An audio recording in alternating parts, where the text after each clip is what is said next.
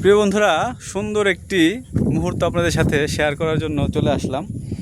আমরা এই মুহূর্তে আছি মানিকগঞ্জ জেলার হরিরামপুর থানার বয়রা ইউনিয়নের পদ্মা নদীর পাড়ে।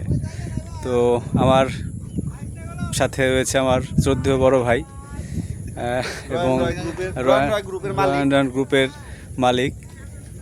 তো আমরা সবাই মিলে এদিকে আসছি। ওই সামনে আমাদের রয়্যাল এমডি সাহেব আছেন বসা নদীর পাড়ে। উনি বিদেশ থেকে অনেকদিন পর আমাদের মাঝে এসেছেন। তো তার সাথে আমরা কিছু সাক্ষাৎকার নেব, নদীর পাড়ে এসে তার অনুভূতি এগুলো আমরা তার কাছ থেকে জানবো। তো তিনি আসলে কিন্তু দেশ ও দশের জন্য অনেক কাজই করে থাকছে, আপনারা বিগত দিনে দেখছেন বিভিন্ন সময়। হ্যাঁ, তিনি জেলে সম্প্রদায়ের জন্য অনেক সময় অনেক কাজ করে থাকেন। তো তারই ধারাবাহিকতা উনি আজকে এখানকার কিছু পর্যবেক্ষণ করবে, পাশাপাশি তাদের জন্য কি করা যায় সেটা নিয়েও সে ভাববে যে কি সে করবে। তো প্রিয় বন্ধুরা, আমরা সবাই চেষ্টা করব যে আসলে সবার জন্য কিছু একটা করার জন্য। দেখতেই পাচ্ছেন ধারাবাহিকভাবে নৌকাগুলো কত সুন্দর করে সাজানো আছে। তো আসলে এখানে কিন্তু যারা মূলত মানে নদীর সাথে মানুষের, এদেশের মানুষের গভীর মিতালি, তারই কিন্তু একটা বহিঃপ্রকাশ এখানে আমরা লক্ষ্য করতে পারছি। হ্যাঁ, তো কীরকম বহিঃপ্রকাশ? আসলে এই নদীর সাথে মানুষ যে কর্ম করে, কেউ মাছ ধরে, কেউ নৌকা চালায়, কেউ জাহাজ চালায়, কেউ বলগেট চালায়। এই যে প্রিয় বন্ধুরা, বলগেটের কথা বলতে বলতে কিন্তু একটি বলগেট ইতিমধ্যে আমরা দেখতে পেলাম যে আসছে। এবং ইদানিং আমি আরেকটা বিষয় লক্ষ্য করে দেখলাম যে সেটা হচ্ছে এই নদীতে নাকি চাঁদাবাজি অনেক বেশি আগের তুলনায় বেড়ে গেছে। তার জন্য কিন্তু এখানে নৌ পুলিশের একটি বোট আমরা দেখতে পাচ্ছি।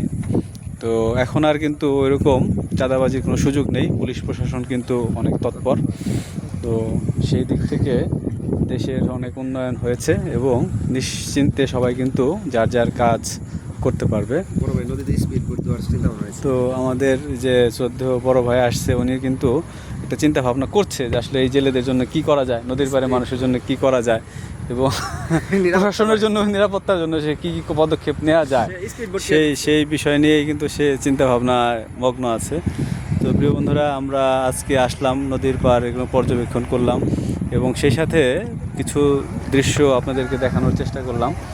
তো আশা করি যে আপনাদের ভিডিওগুলো ভালো লাগবে এবং পাশাপাশি ভিডিওগুলো যদি ভালো লাগে আপনাদের বন্ধুবান্ধব বা আরও অন্যদেরকে দেখানোর জন্য কিন্তু ভিডিওগুলো অবশ্যই শেয়ার করবেন। প্রিয় বন্ধু, আসলে আপনাদেরকে এই ভিডিওটি দেখাতে পেরে আমার খুব ভালো লাগলো। এটা কিন্তু চমৎকার একটি দৃশ্য। প্রিয় বন্ধুরা, দেখতে পাচ্ছেন যে অনেক বড় একটি বলগেট কিন্তু যাচ্ছে। এটার মধ্যে এই মুহূর্তে কোনো বালু নেই। তো যখন বালু থাকে তখন কিন্তু বলগেটগুলো একদম নদীর পানির সাথে মিশে চলে। খুবই ঝুঁকি নিয়ে কিন্তু তারা এই বলগেটগুলো পরিচালনা করে। তো প্রিয় বন্ধুরা, তো পরবর্তী ভিডিওতে আবার আপনাদের সাথে দেখা হবে। ভালো থাকবেন, সুস্থ থাকবেন।